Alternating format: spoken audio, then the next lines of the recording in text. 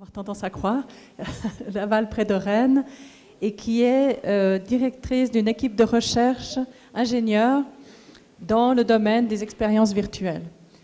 Alors je vous laisse la parole. Merci.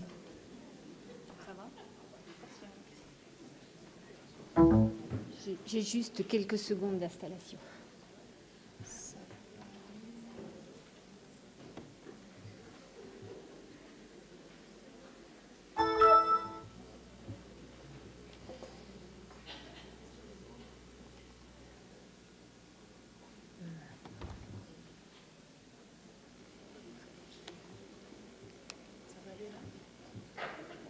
Je pense que c'est bon. Bonjour mesdames et messieurs, je tenais à remercier les organisateurs de cette journée de m'avoir invité à venir vous présenter les travaux que nous menons dans le contexte de la réalité virtuelle, de la santé, du handicap. Je suis chercheur, ingénieur de formation et cela fait à peu près une quinzaine d'années que je mène des travaux dans ce contexte et qu'avec mon équipe, nous essayons de contribuer à apporter une petite brique dans le domaine de la rééducation et du bien-être des patients. Alors, il faut que je gère mon ordinateur. Alors, en fait, les activités de recherche que nous menons visent à mettre en relation deux domaines, celui de la réalité virtuelle et celui des déficiences cognitives et du comportement. Il faut savoir que dans ces deux domaines, les chercheurs, depuis une vingtaine d'années environ, conjuguent leurs efforts pour traiter les questions qui sont soulevées par l'intégration des technologies du virtuel dans le champ de la santé et du handicap.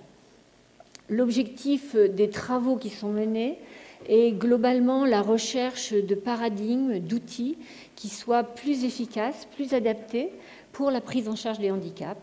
Et tout ceci en tenant compte de la variété des besoins pour et autour de la personne en situation de handicap, c'est-à-dire que les outils qui vont être visés peuvent s'adresser à la personne elle-même, mais également à l'entourage, les aidants, les soignants, éventuellement même les familles. Alors, le travail que je vais vous présenter se situe majoritairement dans le contexte des déficiences du système nerveux central, donc qui surviennent après des lésions cérébrales, par exemple, ou bien après, dans le contexte de pathologies neurodégénératives. Et ces déficiences représentent la première cause de perte d'autonomie. Donc notre objectif va être de permettre aux personnes soit de maintenir une certaine autonomie, soit de récupérer de l'autonomie dans leur fonctionnement quotidien. Alors, ces déficiences vont avoir un impact sur les différents champs de la cognition et vont entraîner une situation de dépendance, limiter les personnes dans leurs activités, mais également dans leur participation sociale ou professionnelle. Alors, la rééducation cognitive, globalement, va permettre aux personnes de réapprendre à traiter l'information du monde environnant, va également s'intéresser à améliorer leur fonctionnement cognitif et va viser à leur permettre une participation adaptée dans leurs activités, dans leurs occupations. Et donc, on va s'intéresser notamment aux besoins des personnes, aux activités qui ont un sens pour elles et qui leur sont nécessaires pour leur bien-être et leur vie quotidienne. En fait, notre objectif est donc la récupération d'un meilleur fonctionnement dans la vie quotidienne et notre enjeu va être de proposer des interactions pour améliorer la participation et la performance dans les activités tout en tenant compte des facteurs environnementaux de la personne ainsi que de ses facteurs personnels. Donc vous voyez que cette approche s'appuie sur la classification internationale du fonctionnement qui, en tout cas en France, est un véritable outil qui est utilisé par tous les intervenants du monde de la santé. Mais j'imagine qu'en Suisse, vous avez ce même genre d'approche. Alors, la réalité virtuelle fait partie des technologies de l'information et de la communication qui peut présenter des intérêts pour aborder cette question de la rééducation cognitive. Donc ce domaine de la réalité virtuelle, en fait, de façon globale, permet à l'être humain de devenir acteur dans de nouveaux environnements. Alors ces environnements, ils sont générés par les ordinateurs. Donc, par exemple, vous voyez ici une image qui peut représenter un supermarché virtuel. L'objectif dans les systèmes de réalité virtuelle, c'est d'impliquer les personnes dans des activités cognitives, sensorimotrices, pour soit leur permettre de fonctionner lorsque l'on est dans le contexte de l'individu normal et de l'usage de la réalité virtuelle dans des contextes hors thérapie, ou soit de réapprendre à fonctionner dans le contexte de la thérapie. Alors, pour donner les moyens à la personne d'être active dans ces environnements virtuels, eh bien, il faut lui donner les moyens de percevoir ces environnements virtuels. Donc, il y a toute une gamme d'interfaces de réalité virtuelle qui vont permettre de percevoir, notamment au niveau de la vision. La majorité des environnements virtuels sont des environnements visuels. Et puis, il faut aussi donner à la personne des moyens d'agir dans ces environnements virtuels. Donc, on reconstitue, grâce à la reconstitution en temps réel des mondes virtuels, une boucle perception, cognition, action que l'on va espérer la meilleure possible pour que la personne puisse exécuter les tâches qui vont lui être prescrites. Alors, lorsque l'on réfléchit à la construction de ces mondes virtuels, eh bien, on le réfléchit à 3 niveaux. Tout d'abord, au niveau fonctionnel, on va s'intéresser aux activités qu'on va souhaiter pour la personne.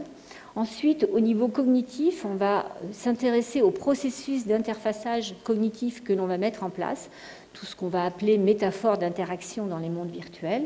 Et puis, enfin, en dernier lieu, à l'interfaçage physique, sensorimoteur avec le monde virtuel. Alors, dans ce monde de la réalité virtuelle est par essence un monde pluridisciplinaire. On ne travaille jamais seul. Quand on est dans le contexte de la thérapie, eh bien, on ajoute tous les thérapeutes qui travaillent autour de la personne en situation de handicap. Donc on va s'intéresser au fonctionnement humain, on va s'intéresser au monde simulé, mais on va s'intéresser aussi à l'interfaçage comportemental des personnes avec les mondes virtuels. Alors, ces technologies vont permettre des situations très diverses d'immersion et d'interaction. Donc, ces 3 images, je vous en présente. Vous pouvez avoir, par exemple, des situations d'immersion devant des écrans. Vous pouvez utiliser des interfaces telles des visiocasques, ou vous pouvez aussi utiliser des outils qui sont maintenant dans les magasins et qui sont, par exemple, des plateformes de jeux, des plateformes d'interaction. Dans le monde de la rééducation, on va s'intéresser à la simulation d'activités de vie quotidienne pour viser des tâches écologiquement valides. Et en fait, ces univers permettent de développer des capacités bottom-up et des savoirs implicites globaux. Ils permettent également de capter l'activité de la personne de façon multiparamétrique. Vous pouvez capter l'activité dans le monde virtuel, mais aussi l'activité physique de la personne, son comportement, ses paramètres physiologiques. Et finalement, la performance que la personne va réaliser dans l'activité, eh bien, elle tient compte de tout un système, à la fois les acteurs humains, le thérapeute, le patient, le système, l'environnement physique, l'environnement réel, l'environnement virtuel et les outils. Donc on est dans une perspective de cognition distribuée. Alors, ce champ de la réalité virtuelle a d'abord été utilisé, c'était un peu l'objet de ma remarque tout à l'heure, dans le domaine de l'industrie, dans le domaine, par exemple, de l'automobile, et petit à petit, le sens de démocratisation que j'évoquais tout à l'heure, c'est que les installations qui existaient il y a une vingtaine d'années étaient des installations extrêmement onéreuses qui ne permettaient pas des usages dans les centres de rééducation, par exemple, notamment en France, parce qu'en fait, ils n'avaient pas les moyens d'acquérir ce genre d'outils. Donc, il a fallu attendre que ces outils, que l'évolution des technologies amène cette démocratisation au niveau du coût des interfaces pour qu'on puisse commencer à envisager l'installation de ces outils dans les centres de rééducation, même si les thérapeutes étaient déjà intéressés, déjà il y a 20 ans, par ces sujets. Alors, lorsque l'on conçoit des applications dans le domaine thérapeutique, eh bien, on est complètement dans une approche centrée utilisateur. On va s'intéresser aux patients, mais aussi aux thérapeutes, parce que vous verrez, les outils ont deux destinataires, en fait. Et puis, dans la majorité des cas, on commence par une question qui va être liée à une population cible dans des objectifs cliniques qui peuvent être soit du diagnostic, soit de l'évaluation, soit de la thérapie. Donc tout ceci va amener les thérapeutes à envisager des situations virtuelles qui seront pertinentes pour les patients et ensuite à envisager un interfaçage qui sera adapté aux patients étant donné, par exemple, les capacités résiduelles de ces patients. Et on s'interroge aussi dans les mondes virtuels au rôle, par exemple, du thérapeute ou du patient. Ici, vous voyez deux petites vidéos qui fonctionnent, où vous voyez un patient qui interagit dans un monde virtuel, mais vous voyez que le thérapeute et le patient sont présents dans l'application. Et donc, cette position du thérapeute et du patient sont des sujets sur lesquels nous devons nous interroger. Alors, maintenant, je vais faire un petit point sur la rééducation cognitive pour vous montrer sur quelle base nous travaillons. Alors, tout d'abord, une des définitions sur lesquelles nous nous appuyons est celle de Solberg et Mathir, qui dit que la rééducation cognitive est un processus thérapeutique qui va viser à accroître ou améliorer la capacité de l'individu à traiter l'information entrante pour permettre un fonctionnement accru dans la vie quotidienne. En fait, pour les patients qui nécessitent de la rééducation cognitive, le monde environnant est trop complexe. L'information dans le monde environnant est trop importante. Donc nous allons utiliser les mondes virtuels pour gérer cette information et proposer aux patients des situations dans lesquelles, au besoin, on va complètement appauvrir l'information pour lui apporter des situations qui sont accessibles. On va toujours veiller à mettre le patient dans des situations accessibles, dans des situations où il ne se retrouvera pas en situation d'échec, puisque la vie quotidienne est globalement une situation d'échec pour lui. Alors, on peut travailler sur les différents champs de la rééducation, comme j'ai évoqué tout à l'heure, le diagnostic, l'évaluation, les interventions. Alors, donc, cette rééducation va s'adresser à cet ensemble de patients qui vont souffrir de lésions cérébrales, comme je le disais précédemment, soit les accidents vasculaires cérébraux, soit les traumatismes crâniens, ou tout le contexte des pathologies neurodégénératives, mais aussi dans le contexte des enfants. Donc, vous voyez, on peut s'intéresser à toutes les tranches d'âge des patients, tout en se disant que pour l'ensemble de ces approches, on ne va pas obligatoirement aller jusqu'à l'approche rééducative. Par exemple, si on considère par exemple le contexte de la maladie d'Alzheimer, à l'heure actuelle, je ne connais pas de travaux en réalité virtuelle qui vont prétendre rééduquer dans le contexte de la maladie d'Alzheimer. Par contre, apporter du bien-être, peut-être renforcer l'estime de soi grâce à des interactions qui seront adaptées au niveau des personnes, oui, il y a des travaux qui sont menés et qui visent cela. Alors, la rééducation cognitive est délivrée de façon très variée selon trois approches qui sont principales. Une approche cognitive qui va plutôt être délivrée par les neuropsychologues et les orthophonistes, qui va s'intéresser vraiment à la déficience cognitive et à l'entraînement autour de cette déficience cognitive. Des approches fonctionnelles dites écologiques, donc en situation de vie quotidienne, qui vont plutôt être délivrées par les ergothérapeutes, et puis des approches globales, où on va s'intéresser globalement à la personne, son environnement professionnel, son environnement familial, et donc en gros, tous les thérapeutes vont s'intéresser à cette approche, mais en privilégiant tout de même une des deux premières approches selon le métier des thérapeutes. Alors, on verra tout à l'heure, dans un contexte bien précis des fonctions exécutives, que ces approches ont des limites qui sont identifiées par les thérapeutes, et finalement, les patients, à l'heure actuelle, ne bénéficient pas suffisamment des bienfaits de la rééducation, et le nombre de patients qui se retrouvent à leur domicile en situation de déficit cognitif est important, sans qu'ils aient des moyens de recouvrer des capacités. Alors, les meilleures interventions sont les interventions en situation réelle. Ces interventions en situation réelle sont coûteuses parce qu'elles nécessitent du temps thérapeute, elles nécessitent aussi beaucoup d'encadrement administratif autour de la mise en œuvre de ces tâches, et finalement, elles ne sont pas suffisamment délivrées. Donc, depuis, en gros, le début des années 90, les neuropsychologues, notamment, se sont intéressés aux environnements virtuels fonctionnels. Alors, voilà quelques exemples sur cette diapositive de travaux qui ont été menés. Donc, le premier à avoir utilisé les environnements virtuels en rééducation dans le domaine cognitif est Skip Rizzo, qui est un chercheur de l'Université de Californie du Sud, et il a fait beaucoup de travaux dans le domaine de l'attention et la détection des troubles attentionnels chez les enfants. Vous avez aussi des travaux qui ont été menés dans le contexte des fonctions exécutives par Pugnetti, tout début des années en 98, et lui, il a visé à reproduire des tests classiques de l'évaluation cognitive. Il s'agit du test de Wisconsin. D'autres travaux ont été menés, notamment en Israël, autour de l'héminégligence, dans des situations de vie quotidienne, traversée de rue, donc conditions sécuritaires. Et puis, enfin, également des travaux sur la mémoire.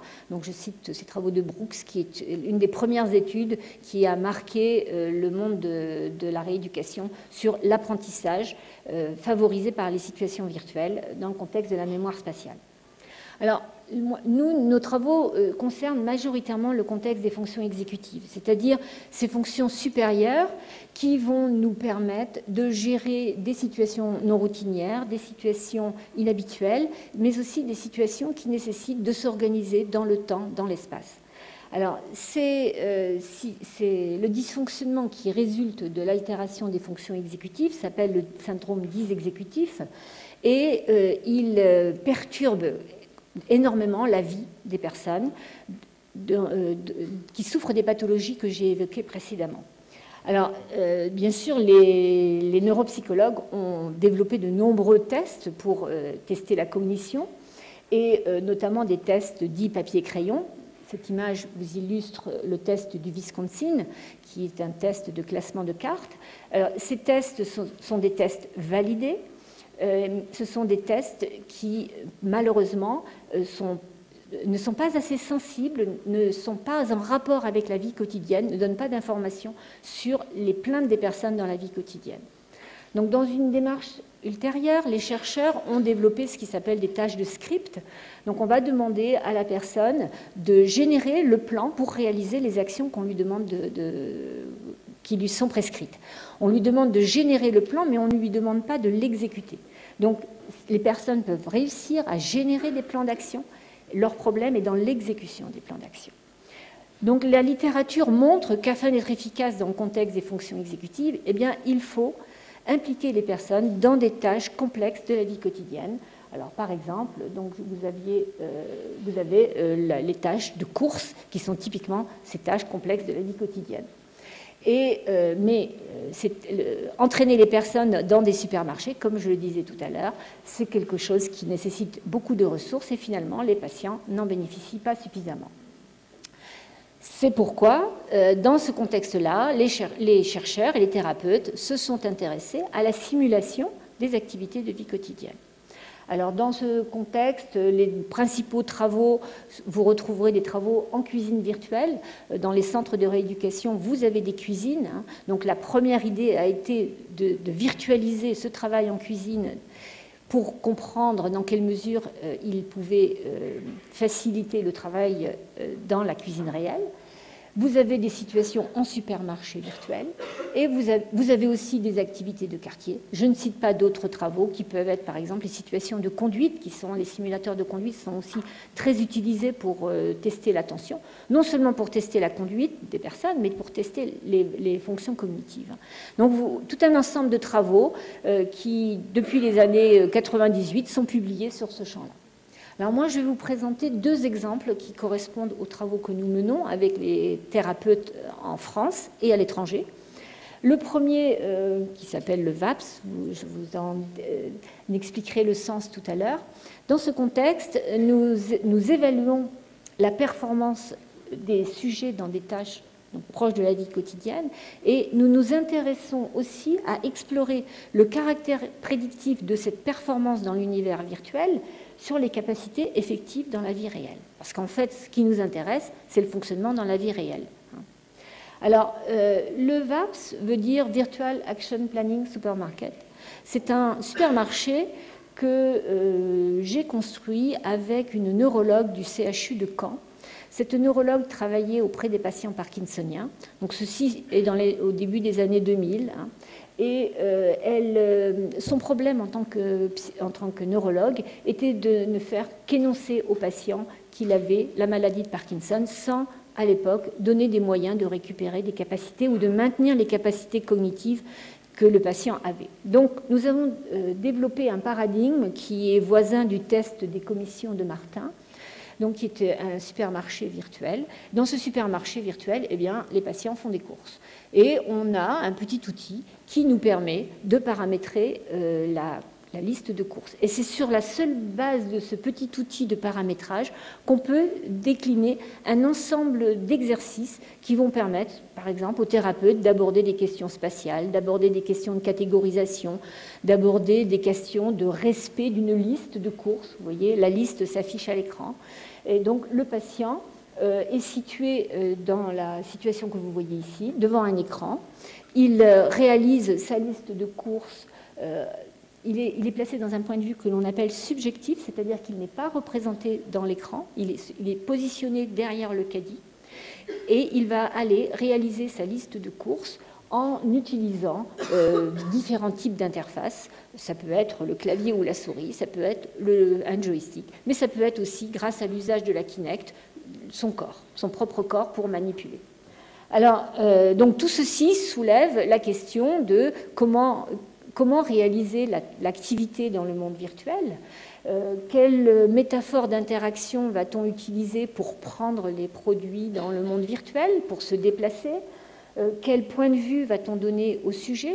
On aurait pu aussi mettre, vous savez, ce qu'on appelle un avatar, un personnage qui aurait représenté le sujet et lui faire déplacer le sujet. Tout ceci, ce sont des questions que nous réfléchissons avec les thérapeutes et les choix sont faits suivant des arguments bien précis. Alors, d'autre part, nous pouvons, grâce à ces outils, développer différents types de tâches. Tout d'abord, il faut familiariser les personnes à l'usage de ces outils. Nous avons démarré avec la maladie de Parkinson, donc des sujets âgés qui n'avaient peut-être jamais utilisé l'informatique.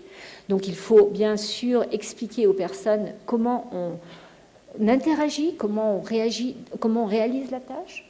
Nous définissons aussi ce que nous appelons des tâches prototypiques d'évaluation qui nous permettent ainsi d'évaluer nous avons des bases d'évaluation de sujets sur un certain nombre d'années. Et puis après, nous pouvons aussi personnaliser en adaptant les tâches aux patients. Par ailleurs, eh bien, c'est de l'informatique, donc derrière on peut enregistrer tout ce qu'on veut, et notamment on peut enregistrer, ici vous voyez un parcours d'un patient. Les petits points blancs représentent tous les points de mesure, les points rouges représentent les arrêts de cette personne, et nous verrons tout à l'heure que nous pouvons rejouer en dynamique ces parcours avec le patient notamment, ce qui est très intéressant au niveau du dialogue avec le patient, notamment les patients qui sont toujours satisfaits de leur performance même si elle est mauvaise. Eh bien, en faisant un rejeu de leur performance, on est capable de leur montrer que peut-être que à ce moment-là, ils n'étaient peut-être pas très performants et de pointer des choses qui sont plus difficiles à faire lorsque vous utilisez par exemple des tests papier-crayon. Alors, grâce à ces mesures vous allez en voir quelques-unes tout à l'heure, qui sont des mesures d'indicateurs que nous avons définies, eh bien, les thérapeutes sont capables de remonter jusqu'aux capacités stratégiques des personnes, jusqu'aux capacités de planification et par exemple aussi leur rapidité dans le traitement des informations. Alors ici, vous avez sur la gauche un exemple de mesures qui sont opérées dans cet environnement. Donc vous voyez, nous nous intéressons à des mesures qui vont être liées à la tâche de course, à des notions qui sont liées aux aspects spatiaux, aux aspects temporels. Et puis, nous pouvons rejouer, voilà, ici c'est le trajet en accéléré d'un patient parkinsonien. Donc vous verrez que dans la trajectoire de son patient parkinsonien, il y a une certaine notion d'errance qui apparaît rien qu'au rejeu de sa performance. Et en dessous, vous voyez également qu'on a le déroulé de la façon dont il a réalisé sa tâche de course, et notamment des questions de catégorisation qui peuvent tout de suite apparaître. Vous voyez, il est allé dans les fruits et légumes au début et à la fin, alors qu'il aurait pu tout prendre dès le début. Voilà. Donc, ce travail qui a démarré, comme je vous l'ai dit, dans le contexte de la maladie de Parkinson, nous interroge sur toutes les questions qui vont être les questions de variabilité interindividuelle. Déjà, si je demandais à chacun d'entre vous comment il va faire des courses, on aurait énormément de réponses. Donc après, quand on veut évaluer, on fait une sorte de modèle. Donc ce modèle, dans quelle mesure il est en rapport avec le fonctionnement de la personne. Donc il y a beaucoup de questions qui sont soulevées. Par ailleurs, donc la question de la réussite dans une activité de vie quotidienne, qu'est-ce que c'est que réussir ses courses? Est-ce que c'est les faire rapidement? Est-ce que c'est les faire dans le bon ordre? Est-ce que c'est sortir du supermarché avec le caddie et les courses qu'on devait faire? Donc toutes ces questions sont vraiment des questions qui sont importantes. Après, comment mesure-t-on la progression du patient dans le courant de sa rééducation? Alors, ce travail a démarré avec la maladie de Parkinson, dans un contexte d'évaluation. Eh bien, vous voyez, en 2002, donc maintenant, il est utilisé jusqu'à maintenant. Il a été utilisé dans le contexte du dépistage de troubles cognitifs légers, dans le contexte de l'évaluation de patients après accident vasculaire cérébral, traumatisme crânien. Et puis actuellement, nous avons différents travaux qui visent cette fois-ci à mesurer l'efficacité de l'entraînement en environnement virtuel, mais surtout du transfert dans la vie réelle. Parce qu'en fait, c'est ça qui nous intéresse. Alors, sachez que dans le domaine de la rééducation cognitive, les travaux autour du transfert vers la vie réelle sont vraiment des travaux en cours. Il y a beaucoup plus de résultats sur l'évaluation. Alors, ici, nous avions une tâche, faire ses courses. Le patient n'est peut-être pas très attiré par cette tâche-là. Or, en rééducation, il est préférable de proposer aux patients des tâches qui ont un intérêt, un sens pour elles.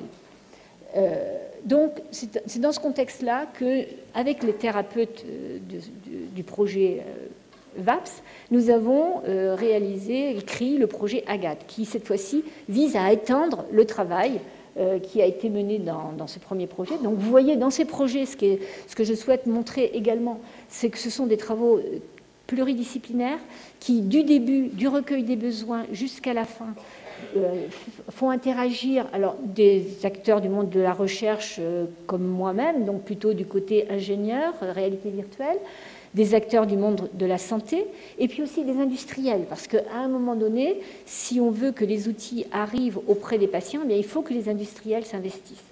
Alors je ne sais pas trop où j'en suis dans mon temps, je vais vous montrer une petite vidéo, au lieu de parler, qui va vous illustrer le contexte du projet, à la fois le contexte de travail. La vidéo est tournée majoritairement dans le centre de rééducation de Kerpap. C'est un gros centre de rééducation qui se trouve en France, à côté de Lorient. Accident vasculaire cérébral, traumatisme crânien, sclérose en plaques, maladie de Parkinson, maladie d'Alzheimer. Chaque année, des centaines de milliers de personnes sont victimes d'une de ces pathologies neurologiques.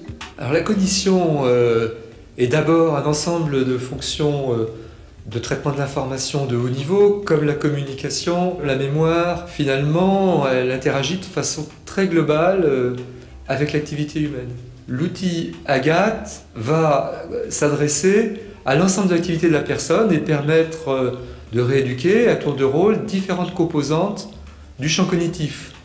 L'outil Agathe a été développé dans le contexte des lésions cérébrales qui représentent la première cause de perte d'autonomie. Son objectif est de proposer aux thérapeutes une réponse innovante en matière de rééducation cognitive, là où les outils traditionnels sont inefficaces. Nous sommes un partenaire technologique du projet. Nous avons travaillé avec Arts et Métiers Paris Tech pour le développement de l'application. Donc on utilise la plateforme 3D VIA Studio Pro qui permet de créer un environnement virtuel. On travaille aussi avec un logiciel qui s'appelle RT Maps et qui permet en fait de capturer tout ce qui va se passer pendant la session de rééducation. Agathe est prêt. Les thérapeutes et les patients sont convaincus. L'enjeu est maintenant d'assurer sa diffusion.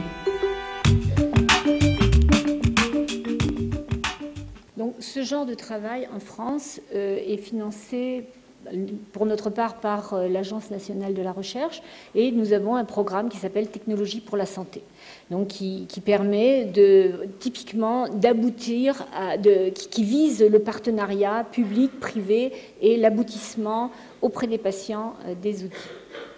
Alors, dans cet outil, donc, nous avons souhaité diversifier des activités. Donc, au cœur de l'outil se trouve un quartier virtuel. Et donc, ce quartier virtuel est doté d'un ensemble de lieux fonctionnels. Par exemple, un appartement où le patient va apprendre à se préparer à divers tâches, une poste, un supermarché. Et dans ce quartier, dans ces lieux fonctionnels, vous allez avoir des tâches fonctionnelles qui vont être spécifiques de ces lieux. Dans le quartier, eh bien, le patient va apprendre à s'orienter, par exemple. À la poste, il va apprendre à dialoguer avec un postier. Dans l'appartement, il va se préparer pour aller poster son courrier. Et pour que le thérapeute puisse personnaliser l'intervention, eh bien, il va disposer d'une interface qui va lui permettre, par exemple, d'ajouter ou de ne pas ajouter des stimuli auditifs ou visuels qui peuvent augmenter la charge d'information pour le patient. Par exemple, si vous mettez du son, cela peut aider, cela peut perturber. Si vous mettez du trafic piéton ou du trafic routier, cela peut perturber, cela peut aider. On va pouvoir aussi adapter les interfaces d'interaction au patient. Et puis pour le patient, un certain nombre d'outils ont été mis en place pour faciliter l'apprentissage. Notamment, nous avons fait un gros travail au niveau des consignes. Les patients doivent réaliser une tâche, donc il faut qu'ils comprennent le but de la tâche qu'ils ont à réaliser et qu'ils puissent se faire rappeler de temps en temps cette tâche, parce qu'ils peuvent oublier rapidement, et donc ils peuvent rappeler la consigne qui peut être très détaillée ou au contraire très ouverte selon le degré d'avancement du patient dans sa rééducation. Alors nous avons aussi la possibilité de laisser le patient se déplacer comme il le souhaite, mais certains patients vont être perdus, donc on peut les guider sur un fil pour les amener du lieu de départ jusqu'au lieu d'arrivée, en leur faisant travailler, par exemple, l'exploration visuelle pour repérer, pour avoir des repères de mémoire. Alors, au niveau de l'utilisation, donc le thérapeute dispose d'une interface qui va lui permettre d'entrer des données patients et de paramétrer les sessions.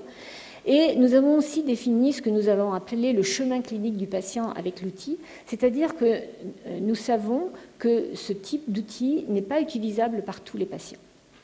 Donc, le but n'est pas de obligatoirement le proposer à tous les patients. Donc, au démarrage, étant donné que nous sommes toujours dans cette situation où nous ne souhaitons pas mettre la personne en position d'échec, eh bien, nous avons développé un test d'aptitude qui est composé d'un ensemble d'exercices, dont un vous est présenté ici. Et ce test va permettre de vérifier que la personne est capable de comprendre, par exemple, des informations textuelles écrites, des informations orales, de comprendre comment utiliser des interfaces. Si la personne est apte, eh bien, elle continue. Si la personne n'est pas apte, eh bien, elle va continuer dans le processus de rééducation habituel. Puis à un autre moment, le thérapeute lui reproposera l'exercice parce que la personne aura peut-être évolué et sera peut-être devenue apte. Alors de toute façon, comme précédemment, eh bien, il y a une phase qui va être de familiarisation, toujours dans ce type d'environnement. Et puis ensuite, une phase d'expérimentation. Donc là, on a vu ça un petit peu tout à l'heure. C'est un patient de CARPAP qui est en train de naviguer dans le quartier. Et vous voyez, on peut le faire s'aider d'un plan. Et pour se rendre à la poste, on peut aussi le faire s'aider de tout un tas de panneaux, de noms de rues. Donc, chaque thérapeute, finalement, s'approprie l'usage de l'outil. Et enfin, pour le thérapeute, eh bien, il y a un outil qui lui permet soit de superviser en temps réel ce qui se passe, soit d'analyser après coup. Alors, donc, nous venons de terminer ce projet de recherche, et dans les cadres de ce genre de projet de recherche, nous faisons ce qu'on appelle des tests d'utilisabilité. Donc, nous avons vérifié que l'outil répondait aux besoins des thérapeutes en termes de paramétrage, etc., et que les patients traumatisés crâniens et après accident vasculaire cérébral étaient aptes à l'utiliser. Alors maintenant, dans le processus de ce genre d'outil, eh bien, il faut déployer l'outil. Donc nous sommes actuellement sur le centre de CARPAP dans le déploiement vers d'autres services. Nous allons, grâce à des projets de recherche, le déployer vers d'autres établissements et d'autres pathologies. Et nous avons testé l'utilisabilité. Maintenant, nous allons tester l'efficacité. Donc, je rejoins les propos qui ont été tenus par Madame Claire au début de cette journée pour évoquer un peu la longueur du processus. Parce qu'effectivement, avant que l'outil ne puisse finalement aboutir sur une étagère d'une société, eh bien, il faut qu'il ait quand même traversé toutes ces étapes. Et nous sommes assez fiers dans ce projet d'être arrivés aussi à la création, sur la base des résultats du projet, d'une société qui commercialise l'outil. Donc là, nous avons réussi de partir des besoins jusqu'à l'outil sur étagère dans le contexte de ce projet. Alors, je vais juste, même si je ne vous ai parlé que de 2 exemples, globalement, quel est l'intérêt à l'heure actuelle pour le patient? Quels sont les intérêts identifiés dans la littérature? Alors, nous appelons ce que je vous ai montré réalité virtuelle. Vous pouvez avoir une autre dénomination qui va s'appeler Serious Game. Alors, pour nous, c'est la même chose, c'est-à-dire interagir avec des mondes artificiels générés par l'ordinateur. Ces mondes artificiels sont dotés d'aspects ludiques qui, par exemple, si vous regardez ce jeune qui interagit avec un univers virtuel, permet de soutenir la motivation à s'entraîner lorsque la rééducation est difficile. On va aussi s'intéresser à proposer aux personnes des activités qui vont être en relation avec sa vie quotidienne, avec ses besoins, l'adapter à ses capacités. Un des intérêts, c'est l'entraînement en toute sécurité. Par exemple, par rapport à l'entraînement dans des situations de vie quotidienne style supermarché, le supermarché virtuel est une situation beaucoup plus sécuritaire. Et ce qui est important aussi aux yeux des rééducateurs, c'est que grâce à ces outils, on peut augmenter le nombre des interventions. Et augmentant le nombre des interventions, donc la possibilité de récupération des personnes. Parce que plus on s'entraîne, eh bien plus on a de chances de réapprendre. Alors, au niveau des thérapeutes, eh bien, ces outils aussi présentent des intérêts, notamment eh bien, la mise en œuvre de nouveaux paradigmes d'intervention. Les thérapeutes sont très créatifs, sont à la recherche d'outils qui soient efficaces et en s'appropriant ces outils, ils ont les moyens de développer des idées que la vie habituelle, que les outils habituels ne leur permettent pas. Grâce à l'informatique qui est derrière, eh bien, ils peuvent avoir une vision plus objective de l'activité de la personne, du comportement de la personne, et une vision sur le déroulé, et non plus des scores, par exemple, finaux. Ils peuvent observer la personne sur le déroulé. Ils peuvent aller observer pourquoi, dans certains types d'événements ou de moments dans la tâche, la personne a eu des difficultés. Cela peut aider également à planifier les traitements, à contrôler l'intensité des exercices, à suivre le patient, l'évolution, parce qu'il y a toute une documentation des sessions qui en résulte. Mais bien sûr, tout ce domaine soulève aussi énormément de questions. Alors, elles ne sont pas propres qu'au domaine de la thérapie, elles sont propres au domaine de la réalité virtuelle, mais puisqu'on a affaire à des patients, elles sont un petit peu mises en exergue. Alors, les questions, par exemple, les questions du réalisme sont des questions qui reviennent de façon systématique, le réalisme n'étant pas que le réalisme visuel. La question de la multimodalité dans les expériences virtuelles, on a envie de se rapprocher de la vie réelle, donc de permettre la majorité des sens d'être exprimés, sauf que, eh bien, on peut induire chez les personnes ce qu'on appelle des incohérences et qui peuvent entraîner des troubles qui s'appellent le cyber sickness ou la cinétose. Donc, il faut veiller à tout cela. Il y a toute la question de l'intrusivité des interfaces. Si vous voyez ici, ce sont des interfaces pour un astronaute pour s'entraîner dans une mission spatiale. Bon, l'astronaute, on peut comprendre qu'il soit équipé de cette sorte, parce que de toute façon, dans l'espace, il aura un gros équipement, mais le patient, ce n'est pas envisageable. Donc les questions de représentation du patient sont importantes, les mesures, le coût. Et la première des questions, c'est l'intérêt pour le patient. Est-ce qu'on ne fait pas une machine à gaz pour un patient? Est-ce qu'on ne va pas lui compliquer la vie? Donc, il faut bien s'interroger sur ces sujets-là. Et des questions de sécurité, bien sûr, les questions d'éthique qui sont aussi au cœur de tous ces travaux-là. Alors, néanmoins, la première phrase, c'est un propos d'une ergothérapeute israélienne qui utilise ces technologies dans sa pratique thérapeutique, c'est que même si l'efficacité n'est pas montrée, la réalité virtuelle présente une valeur ajoutée pour les personnes en situation de handicap, notamment parce que c'est ludique, c'est motivant, les personnes vont pouvoir, alors peut-être pas récupérer des capacités, mais s'exprimer, avoir du bien-être, et pour certains, c'est très important. Alors, ce que je souhaitais signaler aussi, c'est que pour aboutir à un outil sur étagère, c'est un travail long, qui amène à travailler constamment avec tous les éléments, tous les protagonistes, hein, mais que ce travail est un travail extrêmement passionnant que nous menons tous donc avec beaucoup de passion. Et pour vous indiquer un petit peu donc les différents partenariats que nous sommes amenés à monter lorsque nous travaillons sur ces sujets. Donc vous voyez, nous travaillons avec des acteurs de la santé, d'autres acteurs de la recherche, donc en France, à l'étranger, le monde industriel. Nous sommes aussi soutenus par, alors en France, nous avons l'Institut fédératif de recherche sur le handicap, mais au niveau international, vous avez ISVR, c'est l'International Society for Virtual Rehabilitation. Donc ce sont des sociétés qui promeuvent tout ce travail. En France, nous avons des pôles de compétitivité qui labellisent nos projets, et puis nous avons aussi des financeurs qui nous soutiennent dans ces activités. Alors nous n'arrivons pas au budget du monde du jeu vidéo, mais avec des budgets qui nous permettent de réaliser ce que je viens de vous présenter. Je vous remercie de votre attention.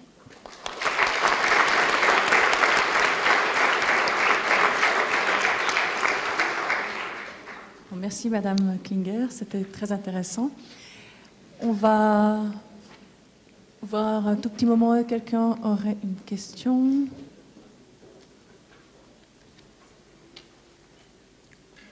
Là-haut, là-haut, là. Il y a quelqu'un là-haut.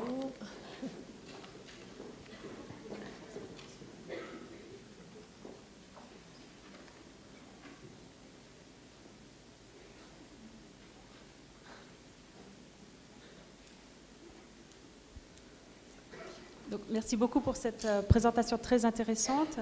Est-ce que par hasard vous avez pu estimer déjà pour certains patients s'il y a pu y avoir des progrès ou les résultats en fait de l'outil?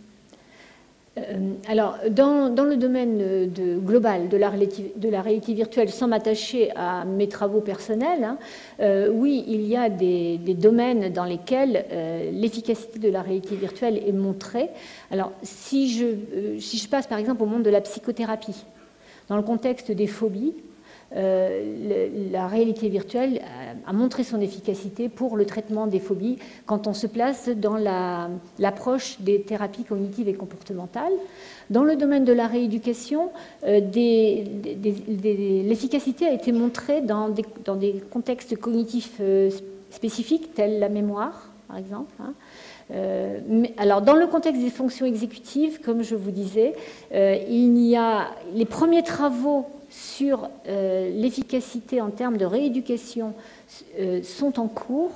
Je pense qu'il y aura des publications courant l'année prochaine. Nous avons un projet hospitalier de recherche clinique qui se termine en 2014.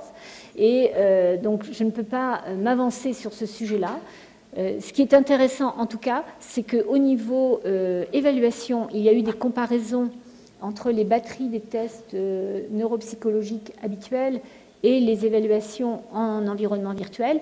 Et les évaluations en environnement virtuel sont beaucoup plus sensibles aux difficultés rapportées des personnes que les tests neurocognitifs habituels. Merci bien.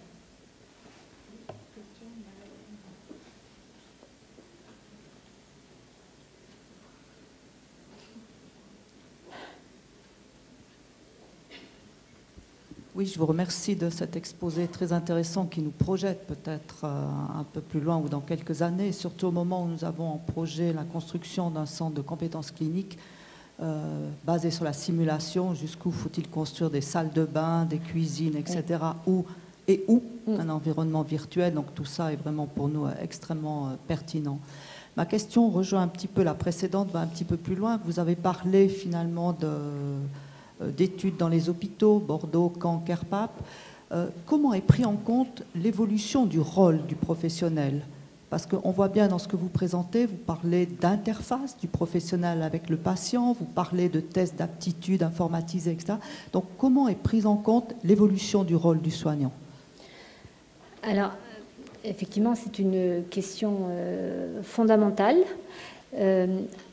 Actuellement, dans nos approches, vous avez pu voir les expérimentations sur les images.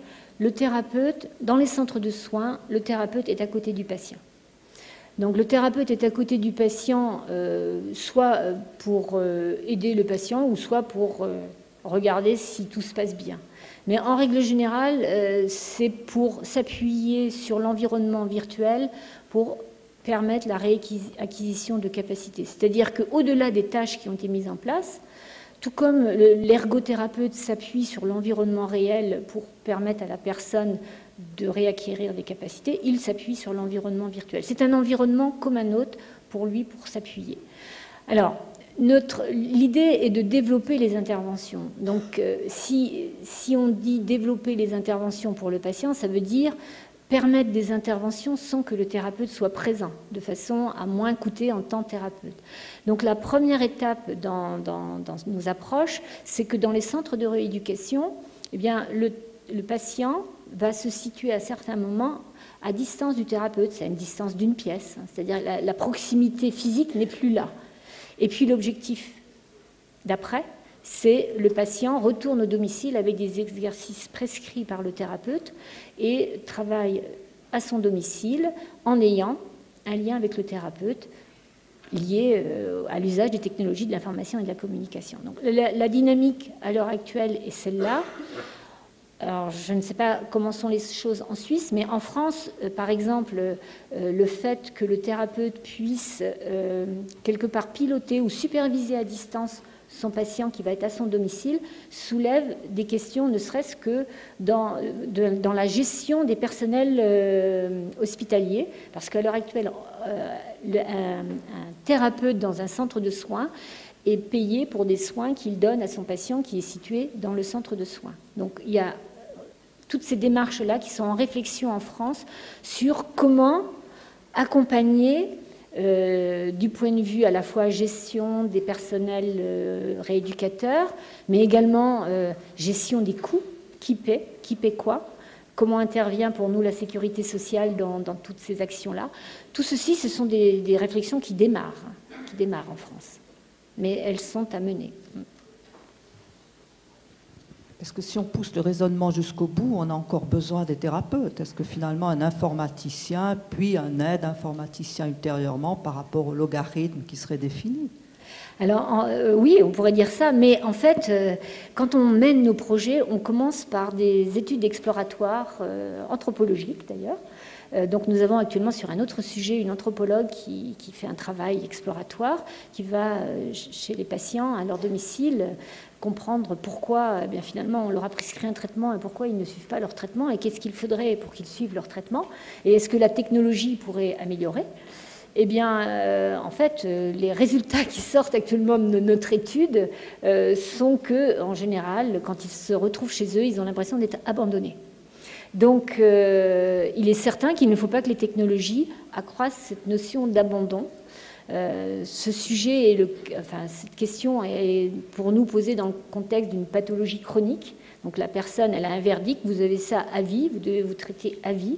Et en fait, elle n'a pas envie d'être chez elle toute seule. Et il s'avère aussi que les personnes seraient intéressées par la technologie, mais à condition de ne pas le faire seule. C'est-à-dire éventuellement des cabinets qui pourraient faire entraîner des personnes en groupe. Il faut qu'il y ait une relation sociale. Il est évident qu'il faut qu'il y ait un maintien de la relation sociale, il faut qu'il y ait un maintien de la relation avec le thérapeute. Et donc c'est pour ça que nous faisons ces études exploratoires au préalable, parce que le développement de ces outils coûte cher.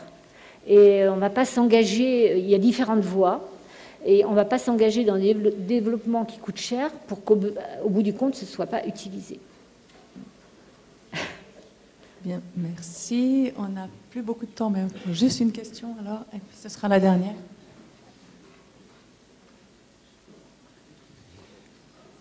Pour poursuivre la réflexion sur les thérapeutes, vous avez montré qu'il y a un grand apprentissage pour les patients concernés en rééducation, mais je pense qu'il y a un énorme apprentissage pour les thérapeutes pour savoir comment exercer ce travail de rééducation pour des patients. Donc, question un peu bateau, quel thérapeute, formé comment, pour avoir quelle identité professionnelle dans un travail de ce type-là. J'imagine qu'en contexte pilote, ce sont des gens qui ont une formation très avancée, il y a une très grande polyvalence. Si on imagine la dissémination du projet ou du produit, quel genre de thérapeutes peuvent travailler là-dessus et former comment? Oui, c'est tout à fait juste. Votre question est pertinente. Alors, évidemment, à l'heure actuelle, les thérapeutes avec lesquels nous travaillons ont travaillé sur le projet, donc sont effectivement adaptés. Donc, dans le centre de Kerpap, c'est un très grand centre de rééducation. Nous avons travaillé avec le service de neurologie adulte et il y avait 6 personnes impliquées dans le projet. Eh bien, à l'heure actuelle, ils sont en train de développer la formation de leurs collègues à l'outil. Donc, nous participons, nous, également à cette formation. C'est-à-dire que, du point de vue usage des outils, en termes d'usage technologique, c'est très simple. Il n'y a pas de grandes difficultés. On est justement, le terme, on est dans des usages d'interface simples. On n'est pas dans des usages d'interface de réalité virtuelle compliqués comme des kev ou même des engins robotisés ou des choses comme cela. Et ce qu'il faut, c'est comprendre à quoi servent ces outils, comment intégrer cet usage avec un patient, qu'est-ce qu'on peut en attendre, etc. Donc nous avons actuellement déjà un projet hospitalier de recherche clinique qui tourne avec le VAPS, dans lequel nous avons travaillé avec 7 CHU en France pour leur transmettre finalement le savoir des autres thérapeutes. Sur Agathe, ça se passe au centre de Kerpap où ils diffusent progressivement au niveau du centre. Donc il y a une diffusion de thérapeute à thérapeute. Et par ailleurs, en France, dans les écoles d'ergothérapie,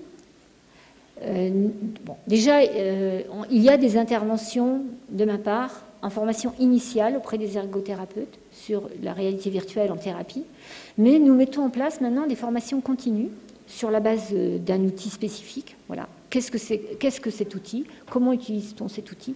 Dans quel objectif est-il réalisé? Et quels objectifs thérapeutiques permet-il d'atteindre? Donc tout ceci aussi est en train de se construire, mais effectivement, il faut accompagner. Et notamment la société que je vous ai évoquée va proposer, avec les ergothérapeutes qui sont nos partenaires, l'accompagnement des personnes dans l'usage de ces outils. Alors au niveau des professionnels, eh bien, actuellement, majoritairement, vous avez les ergothérapeutes et les neuropsychologues. Mais sur Kerpap, ils vont utiliser l'outil également avec des orthophonistes. Et on peut envisager, alors en mettant plus de composantes motrices, volontairement, à l'heure actuelle, la composante motrice est faible dans l'usage de l'outil. C'était le souhait des thérapeutes, mais on peut augmenter la composante motrice et on peut très bien y impliquer, par exemple, l'usage en kinésithérapie.